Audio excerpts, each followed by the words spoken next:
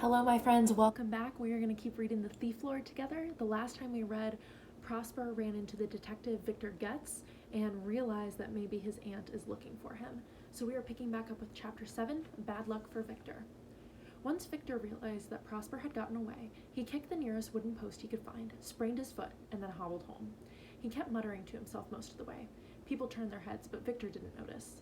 Like a lousy amateur, he grunted. You just let that boy shake you off like a stupid amateur. And who was the other one? Too big to be his little brother. Darn it, and darn it again. The boy stumbles right into your arms and you let him get away, stupid idiot. He kicked an empty cigarette packet with his sprained foot and his face twisted up in pain. Your own stupid fault, he growled. Yes, you've only got yourself to blame. No decent detective chases after children. You could pay for tortoise feed even without this blasted job. Victor's foot was still hurting badly when he opened his front door. Well, at least now I know they're here, he grumbled as he limped up the stairs. And if the big one's here, then the small one will be too, that's for sure. Once in his apartment, he pulled off his shoes and staggered up to the balcony to feed his tortoises. His office still smelled of Esther Hartlieb's hairspray. Phew, couldn't just get that smell out of his nose. The boys haunted him day and night. He shouldn't have put their picture up on the wall. Why were they always looking at him? Where did they sleep at night? It was already getting quite cold in the evenings, as soon as the sun vanished behind the houses, and because it had rained so much the previous winter, the city had flooded a dozen times. Still, Venice had lots of nooks and crannies, like an old rabbit warren. There was always some dry place for two children, some abandoned house, or one of the many churches. Not all of them were swarming with tourists. I'm going to find them, Victor swore, simple as that. Once his tortoises were fed, he stuffed himself with mounds of spaghetti and fried sausages. Then he applied some ointment to his aching foot and sat down at his desk to do some of the paperwork that had piled up. After all, he still had other jobs apart from searching for those boys. Perhaps I should sit on the Piazza San Marco more often over the next few days, Victor thought. Drink some coffee, feed the pigeons, and wait for them to turn up.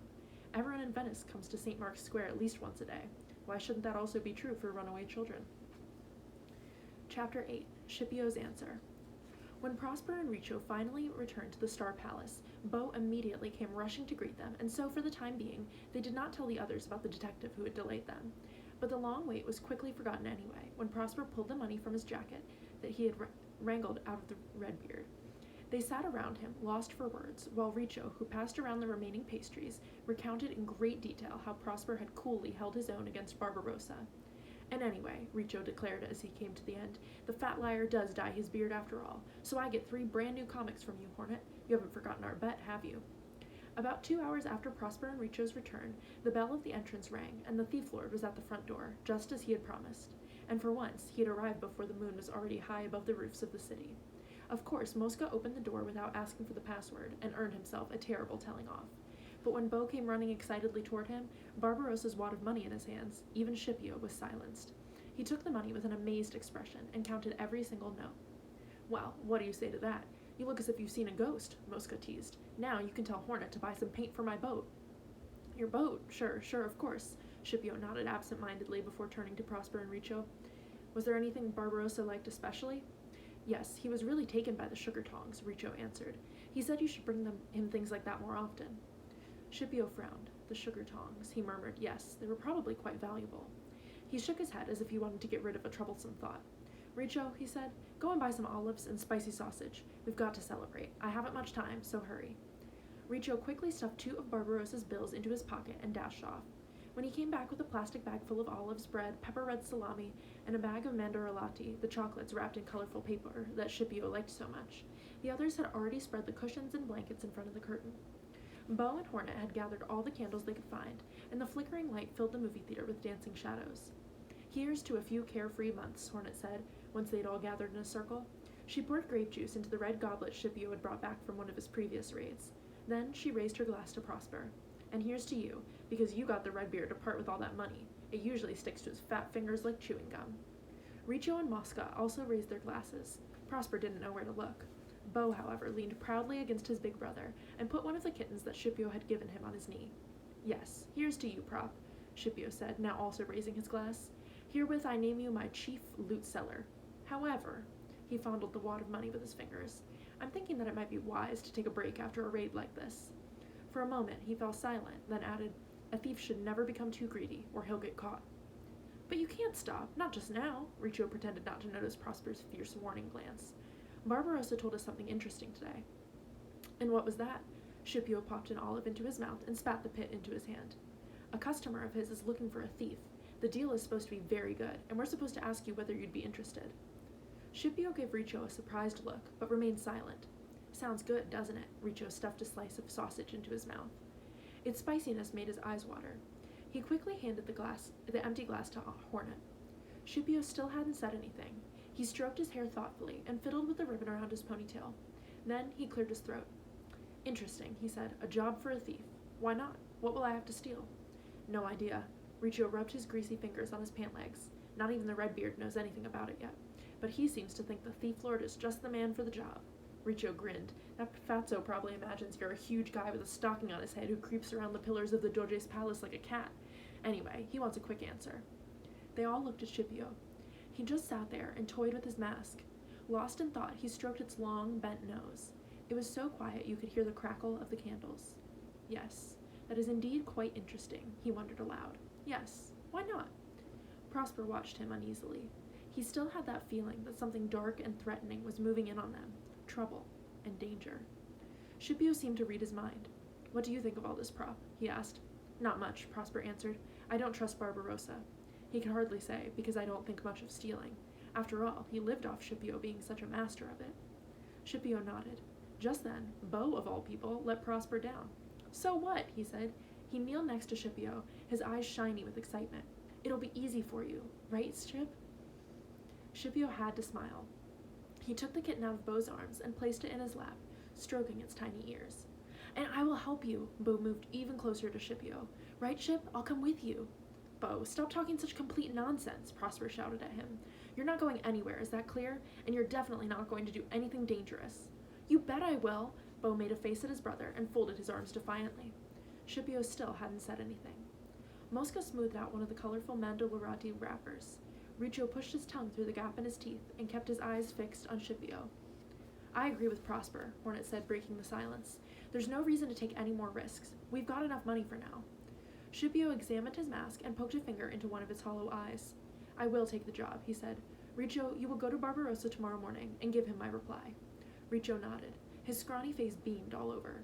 And this time, you'll take us along, won't you? He asked. Please, I'd love to see a big, fine house from the inside. Just once. Yes, I'd like that too. Mosca gazed dreamily up at the curtain, which was glittering in the candlelight as if it were covered in golden spider's threads. I've often wondered what it must be like. I've heard that in some of the houses the floors are paved with gold, and they have real diamonds on the doorknobs. Well, go to the Scuola di San Rocco if you want to see things like that. Hornet gave the boys an angry look. Scipio just said himself, he should take a break for a while. After all, they're probably still looking for the man who broke into the Palazzo Contarini. Another break-in would be madness right now. Just stupid. She turned to Scipio. If Barbarossa knew the thief lord hasn't got a single hair on his chin and doesn't reach up to his shoulder, even in a pair of high-heeled boots, he would never have asked anyway. Oh yeah? Scipio straightened himself up, as if that would prove Hornet wrong. Did you know that Alexander the Great was smaller than me? He had to push a table in front of the Persian throne so he could climb onto it. I've made my decision. Tell Barbarossa that the thief lord will take the job. I have to go now, but I will be back tomorrow. He started to leave, but Hornet stood in his way. Now listen, she said quietly. Maybe you're a better thief than all the grown-up thieves in this city, but when Barbarossa sees you in your high heels with all your grown-up play acting, he'll just laugh at you. The others looked at Scipio in embarrassment. Never before had any of them dared talk to him like that. Scipio stood completely still and stared straight at Hornet. Then his mouth twisted into a sneer. Well, the Redbeard is not going to see me, he said, pulling the mask over his face. And should he ever dare to laugh at me, I'll just spit in his moon face and laugh right back at him, twice as loud. He is just a fat old man. I am the thief lord. With a sudden spin, he turned his back on Hornet and stalked off. I'll be quite late tomorrow, he called over his shoulder. Then he was swallowed by the shadows. Chapter 9. Everybody is small at night. In the middle of the night, while everyone was asleep, Prosper got up. He pulled the blanket over Beau's exposed feet and fished his flashlight from underneath the pillows. Then he put on his jacket and crept past the others. Riccio was tossing and turning in his sleep, and Mosca was holding on tight to his seahorse. One of Beau's kittens was sleeping on Hornet's pillow, its head hidden in her brown hair. Prosper opened the door of the emergency exit and shuddered as the cold air assaulted him. It was a starlit night, and the moon shimmered on the canal behind the movie theater. The houses on the opposite side were dark, except for one window where a light still shined. Someone else who can't sleep, Prosper thought. A few broad, worn steps led down to the water.